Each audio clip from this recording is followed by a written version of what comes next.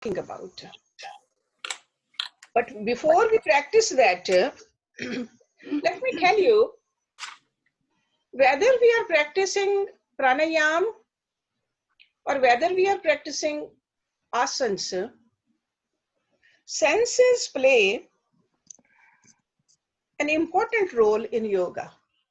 Senses. And we all know what the senses are. Normally, senses, they seek for the information outside. That means seek the information in the world. But in yoga, we turn our senses inward. So in pranayam also, we are supposed to turn our senses inward. So at least strive for that. From outward to inward turning. Because most of the time, we have a need to know what's happening in the world. But the yogic practices where we make an effort to know what's happening inside us. So that's how senses help us navigate internally. And how do we do it? Very practical aspect of this exercise is softening the senses. So before we start our pranayama, we got to make sure that there's a little relaxation in our eyes. There's a softness around our nose. There's a softness and a relaxation and a release of tension in our mouth also. Around the lips also, inside also. Another thing we got to make sure that our skin should feel, skin all over the body should feel as if it is draped over the body. Not tight and hard. Remember, it's the muscular body that presses outward toward the skin, not the opposite. So in other words, muscles got to be tight. Skin is only draping over the muscles. So in other words, senses should be in a receptive mode rather than a seeking mode when we do yoga. Then you will see effect of this exercise is we are pivoting the bridge between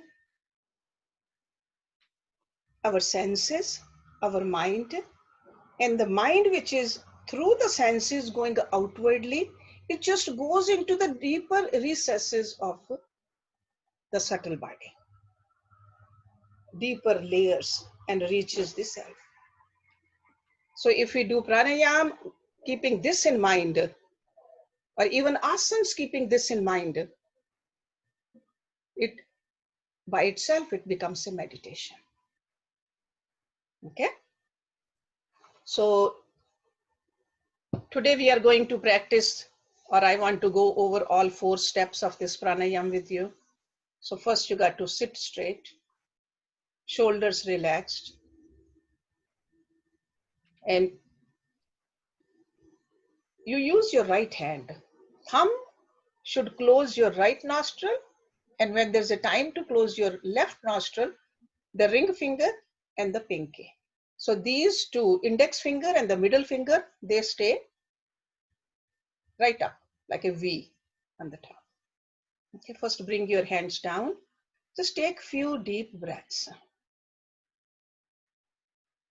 Automatically you will see that your eyes close when you are getting ready to do pranayama. Okay, when we do asanas, we are definitely looking outwardly a little bit, but when we are doing pranayama, we are focusing more inwardly. So inhale deeply from both the nostrils, exhale deeply, inhale deeply, and at the pinnacle of the inhalation, close your right side and forcefully and vigorously exhale from the left.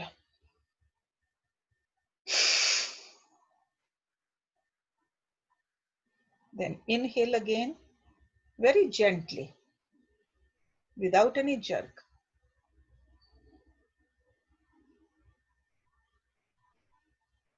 When you have inhaled properly, then exhale again from the same side.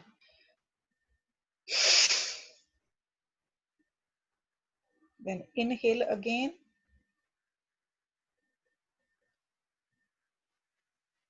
Then exhale one more time. Then gently inhale. After inhalation is done, bring your hand down. Bring your attention towards the Agya Chakra, the middle of the eyebrows. Visualize the divine light and keep breathing normally.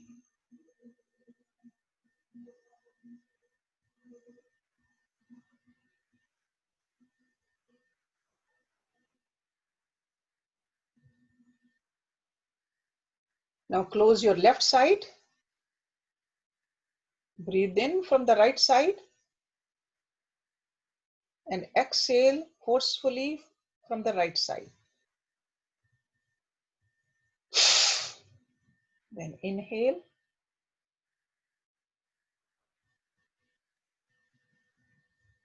Exhale.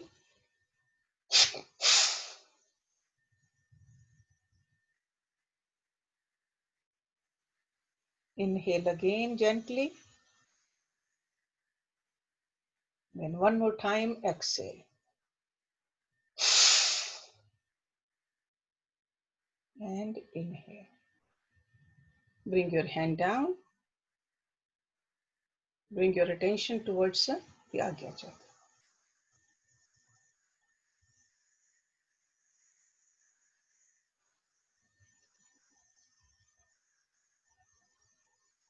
Now in step 2, both the inhalation and exhalation are vigorous. So close your right nostril with your thumb. Again, back is straight. First inhale completely at the pinnacle of the inhalation, then exhale,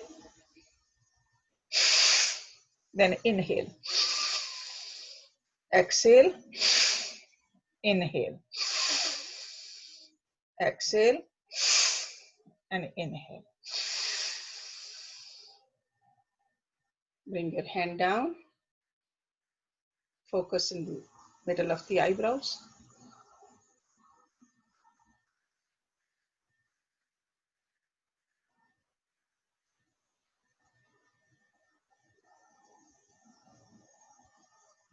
Now close your left side with your pinky and the ring finger.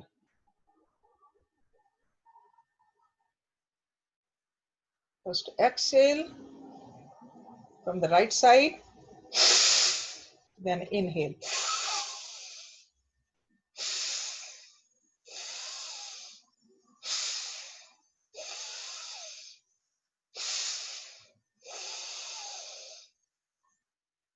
And concentrate in the middle of the eyebrows.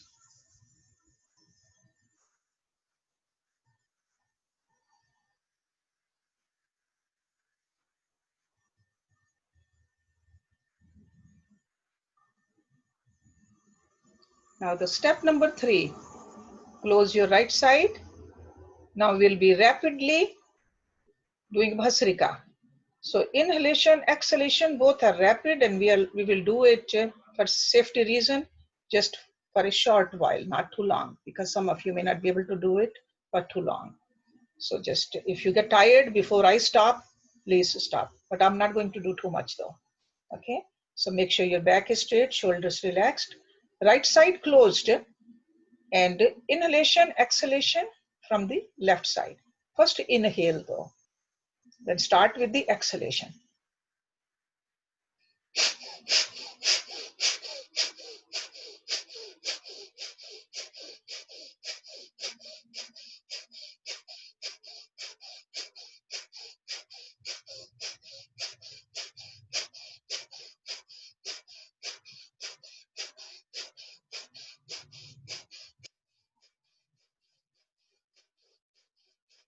Stop. Bring your hand down.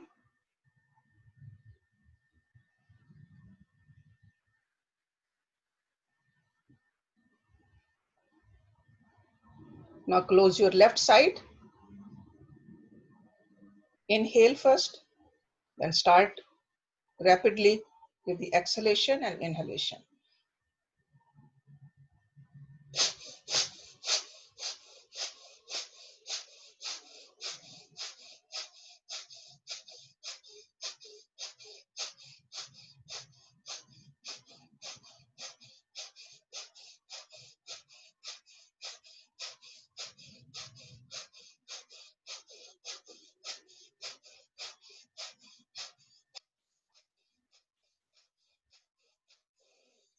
Stop. Bring your hand down. Concentrate in the middle of the eyebrows.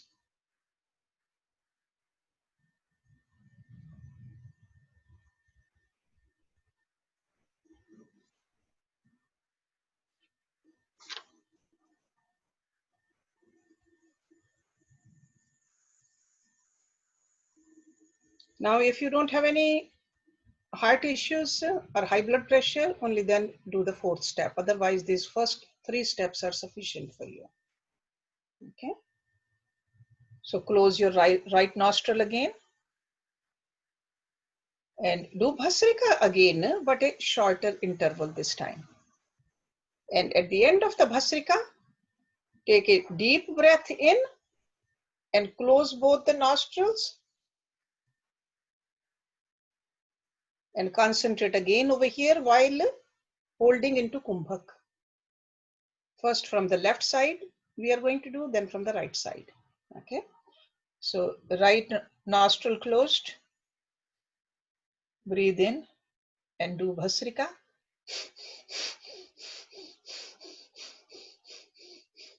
Then breathe in. Close both sides. Concentrate in the middle of the eyebrows.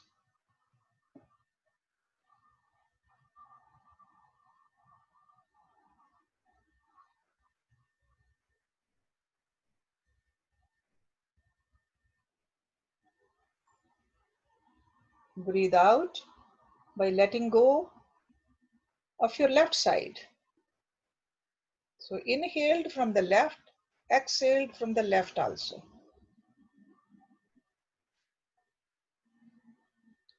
After you have exhaled fully, now switch.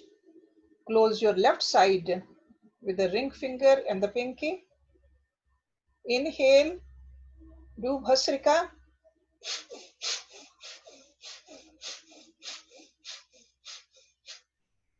Breathe in deeply. Hold that breath in.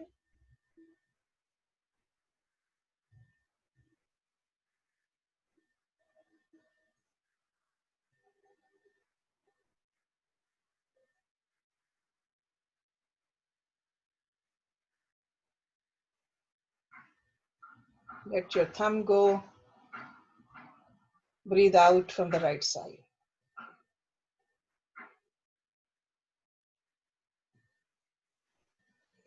Now you can bring your hands down and meditate in the middle of the eyebrows.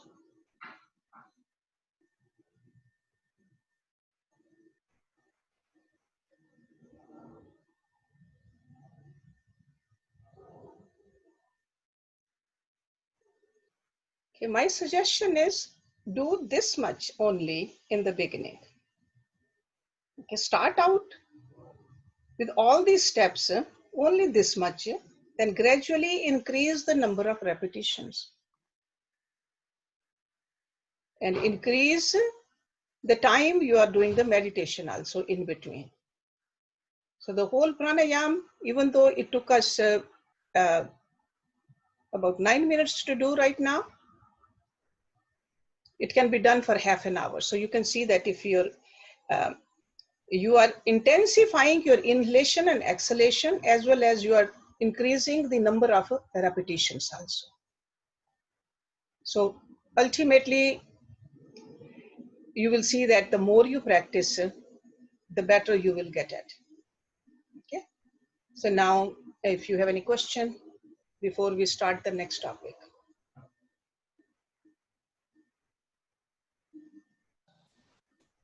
Harshi, namaste, Manju here. Namaste, Manju. So you mean when you are increasing the duration, each step, like we were doing only 3 times in the first step each You side. can do more than that. You can do what I would say, you can do like a first step. We did it only 3 times from left and 3 times from right. Right. You can do 3 times, then switch back and forth, and you can do all together 3 times. Okay, so same thing. Same thing. But more repetitions of more step repetition, 1. but make sure that you switch between the left and the right after 3 times. Yeah. Okay? But you just don't want to do, you don't want to do half an hour from one side. No, you want to just do it little bit on one side and then the other side. Equal, yes. Equalize that. And then if you're increasing the step 1, make sure you're increasing the step 2 also, gradually. Okay. And step 3 also. 4th, if you want to skip, you can skip. But if you're doing 4th also, that can be done for a longer period of time. Right. Okay, got it. Just do it with watching your own capacity. Right. Okay, so everybody got it? Thank you. Okay. So Hershey, this step 4 is also Bhasrika. It's not in the beginning Bhasrika, but softer Bhasrika. Okay. So, okay. There is a more emphasis on the kumbhak in the 4th one. Right. But I thought the way you are explaining it, it's Bhasrika, then kumbhak. Bhasrika, kumbhak, but add that in there, that softer Bhasrika, because if you do very vigorous Bhasrika, you won't be able to do kumbhak as strong or as long. You'll get tired. Okay. Okay. So see, like first when we did that rapidly, it was like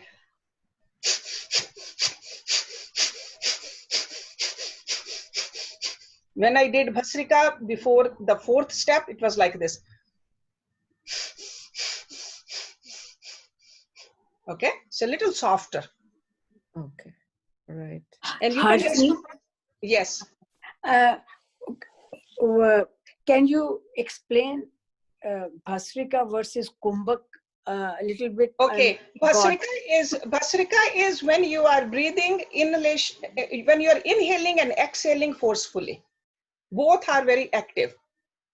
There's a noise, like when I inhale, when I exhale, that's a Bhasrika. Kumbhak is when I'm closing both the nostrils and holding that breath in. Retention is called Kumbhak. Vigorous inhalation and exhalation is called Bhasrika. Okay? And between Bhasrika and Kapalbhati, sometimes it's very hard for people to distinguish between Bhasrika and Kapalbhati. In Bhasrika, both inhalation and exhalation very active. In Kapalbhati, inhalation is very inactive. So more emphasis, if I want to do Kapalbhati from one side, I'll be doing. There's no noise coming and no effort made into the inhalation. That's Kapalbhati. But we have not done, I'm just telling you to do Bhasrika and just inhalation, exhalation and the Kumbhak. Okay? Hershey, first step, dobara batana zara. First step is where you are exhaling forcefully and very gently inhaling. From one side at a time. That's the first step. Thank you. Okay. So now for next. Hershey, just a question. Yes. Now, in second step and third step, we are both doing inhalation and exhalation vigorously. Both the steps. So then yes. what is it? Yes, the difference is the first step inhalation is soft. Okay. In the second step, inhalation Second is to the third. just like exhalation. Okay. And in the third step, inhalation as well as exhalation is very vigorous, rapid. Second is not vigorous, both in and out. No, no. Over there, it's like a Okay. like this. Vigorous is. Okay. See the difference? Yeah. Rapid as well as vigorous. Okay. Okay. Thank you. Thank Yeah. you. Just practice, and you will. Don't be afraid. Don't be afraid. And if you have any question, anytime, just just call me. Call me. Okay. Thank you. All right. So now, if nobody has a question on pranayama, next half an hour or so, we are going to spend on this topic. We have been talking about the dharam as such, but sometimes we use the word Hinduism also. And we say Hinduism is the oldest religion of the world. But the name Hinduism is not very old. But generally, it's known by that name these days. That's why we end up saying that it's a Hinduism. But originally, it was called Dharam. And more correctly, Sanatan Dharam. Sanatan means eternal. Or it was called a Vedic Dharam, because the main books are the Vedas. That's why it's called a Vedic Dharma. So basis of the Hinduism, if you want to call it, it's a Veda, which has the eternal knowledge. In fact, the source of all true knowledge is the Veda. Why? Because it has been revealed by God. So the message of the Veda is not limited to invocations and prayers to God, but it contains knowledge embracing every aspect of human being's life. This is our guide. Even when avatars came, they said the Vedas are our guide. Whether you talk about the Manu or Shri Ram, Shri Krishna, all the ancient as well as the modern saints and sages, they have believed in Vedas. Together with the Vedas, we all accept Bhagavad Gita also, Ramayana also, Manu Samriti also, Upanishads also as our religious books. Whether we have studied those or not, but we definitely have reverence for all those great scriptures. The beauty of this Sanatan Dharma lies in the fact that its existence is not dependent on any great personality, nor is it confined to the biographies and teachings of one or two prophets.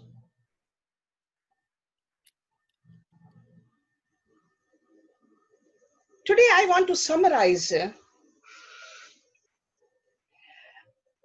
just with 5 words what this Vedic Dharma is. And I would like to call it 5 P's of Hinduism. It's almost like a banyan tree, a big old banyan tree, which has 5 great branches. And that's how we can explain it to our children, our grandchildren, and to ourselves also, what this dharma is all about. 5 P's or 5 fundamentals, each beginning with the letter P. The first P is Permeshwar. Permeshwar. Permeshwar means God. So the goal of a Vedic Dharma is the realization of the divine light whom we call Permeshwar. We believe in one God. That one God can have many forms, unlimited forms that God can have, because God himself is unlimited. You cannot compare Permeshwar with anything. It's a divine power. He is the creator, he is the preserver, and he is the dissolver also of this creation. He is omnipresent, he is omniscient, and he is all powerful. That is Permeshwar. He is beginningless and as well as endless. Permeshwar has many attributes and functions according to which he has been given several names. So these names signify various aspects. They do not refer to different entities. They are only descriptive of God. That's why a very popular saying in Vedas, Ekam Sat Vipra Bahudah Vadanti. I'm sure most of you know this saying from a Rig Ved. God is one, wise men call him by many names. It's a Rig Ved. Of all the names of God, the most sublime is Om. So if your kids ask you, what is Om? It's a name for God. Om as God's supreme name. In yoga, it is required to meditate on this very name Om. Bhagavad Gita talks about that. Om. Okay, so the very first branch of this tree is Permeshwar. The second branch is called Prarthana. Prarthana means prayer. So the path to religious life, or to reach the ultimate goal, the unity with the divine being, is a prayer. So if our children or grandchildren, they ask us, why do we pray? Because we want to become one with God, that's why we pray. We are seeking that unity with God. So that's why the Hinduism lays emphasis on prayer and lot of rituals. It's not just a prayer to get something from God, prayer to dissolve our identity with God. That's why we want to pray. Morning and evening we should pray. Sit down and actively we should pray. That's called Prarthana. So it's a daily prayer. Then there's a weekly prayer. Then there are prayers at special occasions. The Vedas, they talk about 16 sacraments of a Hindu life also, which is called Sola Sanskar. Next Wednesday, I'll give you the detail about these 16 sanskars. But today, just remember that these 16 sacraments, they cover the whole lifespan of a Hindu. Before conception and after we leave the body. The whole life. Sola Sanskar. By means of prayer, we can experience the divine reality. We need to experience it. We need to obtain inner strength. We need to replace our baser desires by good ones. And that happens with the prayers. So in other words, prayer is the means of attaining unity with the divine power and path leading to spirituality. That's why I really laugh at this saying. Very often people say these days, I'm not religious, I am spiritual.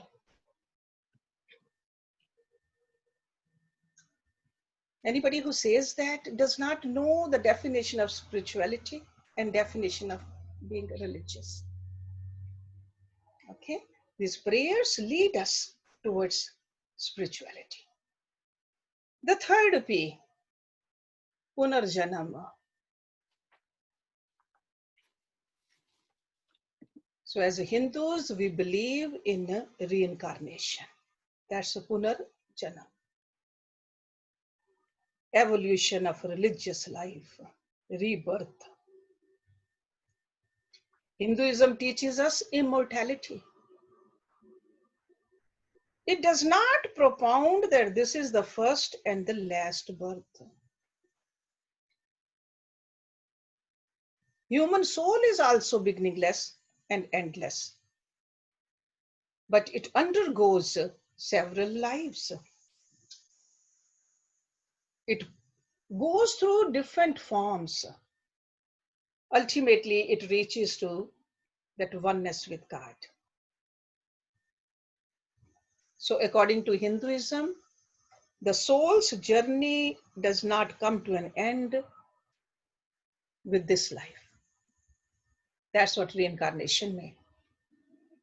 And spiritual progress continues if we keep an eye on it. So that's why this philosophy gives us hope that we can keep on progressing. In one lifetime, we cannot reach there, then we can definitely start where we left off. But the fulfillment of religious life is to attain moksha. Fourth P is called Purusharth. Purusharth. That means law of action. Purusharth. Righteous activities. So for our spiritual progress, Hinduism recognizes the performance of actions as essential. This necessitates faith in the law of action. Karmas. So that's why the principle of reincarnation is very closely related to law of karma. That's why that popular saying, as a man does, so shall he reap. That is a law of karma. The conditions under which a person is born is of one's own making. God does not arbitrarily make a person or anyone by birth foolish or intelligent, rich or poor, deformed or beautiful. Behind all of this is his this law of karma. God does not of his own accord favor or curse anyone. That is called law of karma. Man is the maker of his own destiny. His karma is the aggregation of his successes and failures. And for spiritual development, the performance of action is a necessity. So this is called Purusharth. And the fifth one, fifth P, it's called Prani, Daya. Prani, Daya. Compassion for all living beings. Daya, compassion. Reverence for every being. That's where the reverence for cow has come out. It's a great teachings of Hinduism. It's not that we are worshipping only cow, but the basic principle is that establishing or the establishment of that idea that soul is in all the beings, all the animals also. And a cow being the giver of the milk. As human beings also, when we didn't have the teeth,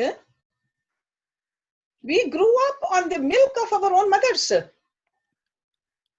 Then after that, we've been drinking milk of the cow. So that's why we say Gau Mata. But that doesn't mean that only cow. Hinduism regards that all the beings, they are sacred because there is a soul in them.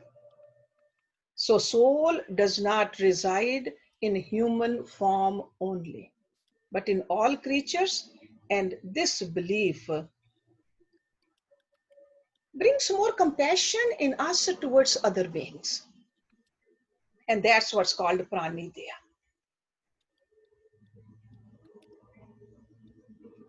It's a sin, according to Hinduism, it's a sin to destroy the animal, any animal, to just fill your own stomach. For our own vital growth, spiritual growth, we need to keep this in mind. So reverence for all beings, human beings also, and other beings also.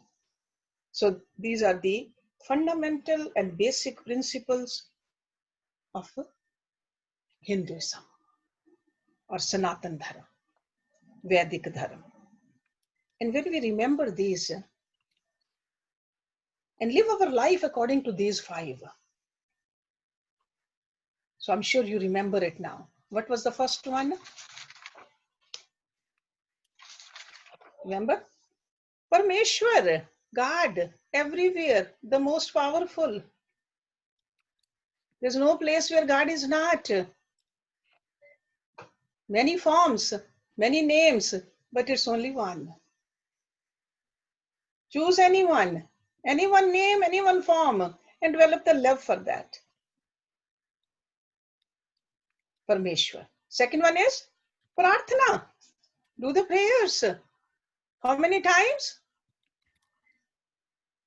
Twice. Active Prarthana, twice sitting down. Whether you light a diya, whether you do havan, or whether you sing the whole aarti, or whether you do some bhajans also, but there should be time devoted for that. We eat several times a day, we cook several times a day, we do so many things all day long, but 2 times, sandhya, 2 sandhyas, right? Morning and evening, dusk and the dawn, prayers. It has been established for the householders.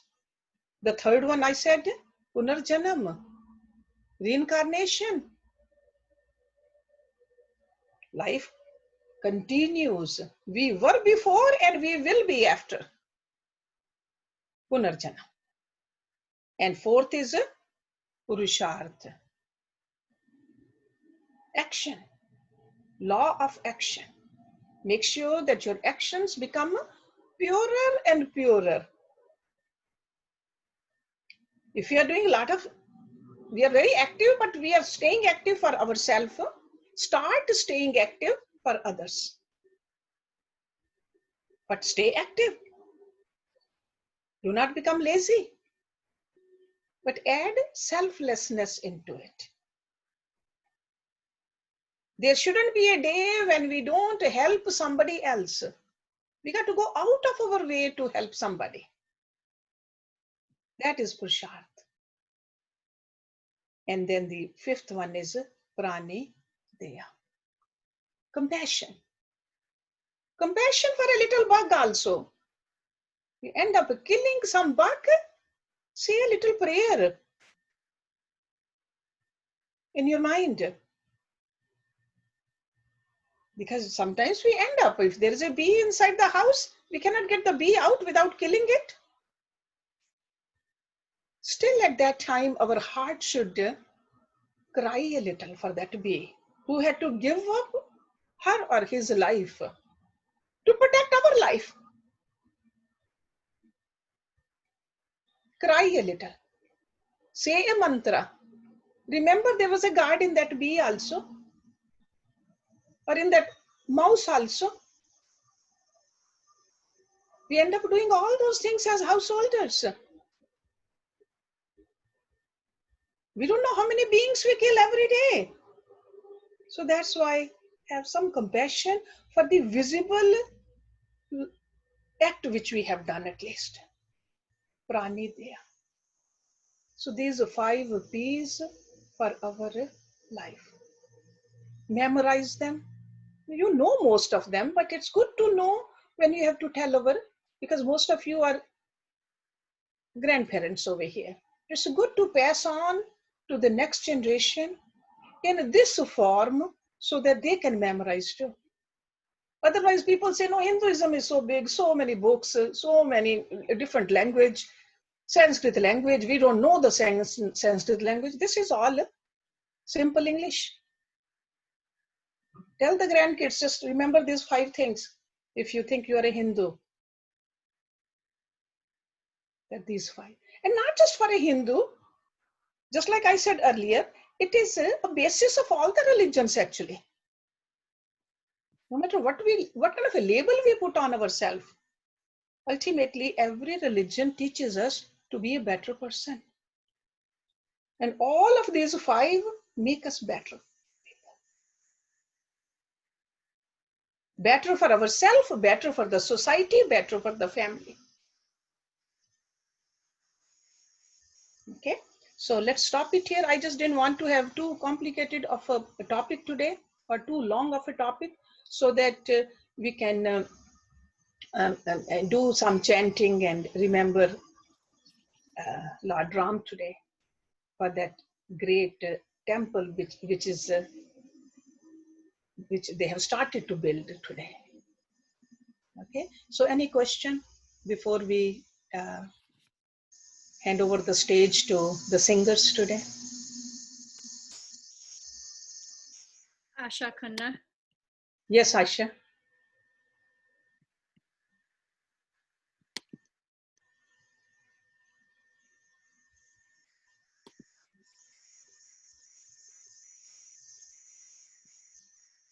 Yeah, try to unmute yourself if you're asking a question beforehand, so that we do not lose time. Okay? Because otherwise, sometimes we are just waiting for the person to unmute, because I'm sure Jyoti has unmuted. Unmute yourself. She- Harshi पुरुषार्थ में वो आ जाता है धर्म अर्थ काम मोक्ष. Yeah, those are all Purusharths, but over here I want you to remember the action part. Only the action part. फिर वो आया किसमें? धर्म अर्थ काम में. Because when we are doing the actions also, in fact, Arth mein bhi kaam aaya, Dharam mein bhi, all of those are related to the actions, the karam. See, karam to Dharam mein bhi karne hai. We got to do the karam for Dharam also, for Arth also, for Kam also. Okay, so that's why aggregate of all that is law of action. Right? Law of karma. So instead of making it too complicated, that's why I just summarized it into law of karma as Purusharth. Asmita. Namaste, Hershi. For the Punar Janam, when does the soul enter the next body, at the conception or at the birth? At the conception. At the conception. Because otherwise, see, the minute egg and the sperm meet, there's a growth, there is a soul. Okay. Okay, so throughout those 9-10 months, there are 2 souls in that body. Mother and the baby. Yes, right at the time of the conception. Otherwise, that union cannot happen. Union happens only because of the soul. Yeah. Okay. Yeah, because I was confused, because they say when a person dies, oh, they took a birth right away. My husband passed away last year, so they say, oh, he took birth like, right away. But in my mind, I was thinking the conception happens and then the 9 months happen, right?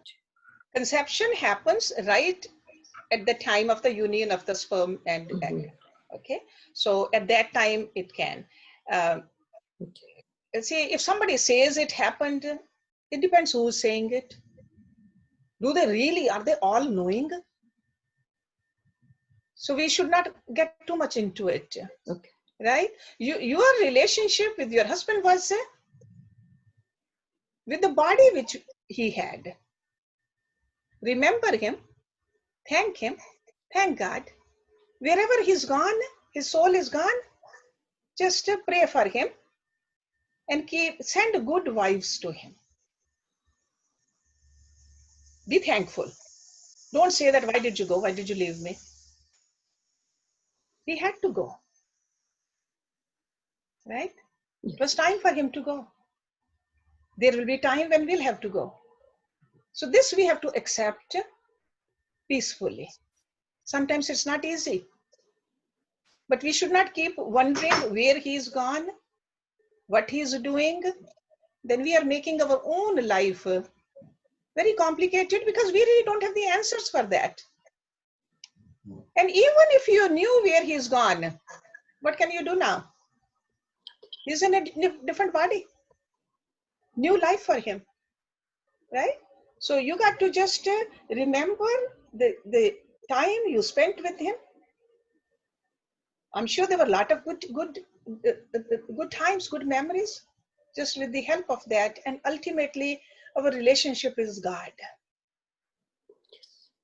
That is why we are here, to establish oneness with God. Okay. Okay. Technically, the answer to your question is right at the time of the conception, soul is there. It's not, I mean, at the time of the birth, definitely, but it's at the time of the conception. And we will talk about it next week when I talk about those 16 sanskars. I'll explain a little bit more to you, because where do I get my information is from the Vedic mantras. Vedas, they have written all about it. Okay? Yes. Like Thank you so much. We are explaining what really happens to the soul, how it goes and where it goes, and okay, that's a source of our knowledge. Anybody else? Thank you. Okay, all right, Asmita. Anybody else? No, nobody. Manny can start. Okay, Manny, if you want to start, because it's 11:20 right now, so this way we have a little bit more time so that people can. I'm sure you have a list of the people who wanted to sing bhajans. Yes. All the singers, please keep your bhajan in your hands so that we don't wait and waste time. So I'll play a Ramdhun first, and then Rashmi ji, you'll be next. And then Padmini, and we have Falguni ji also singing. So you all be ready then in that sequence. All right, we'll begin with this Ramdhun.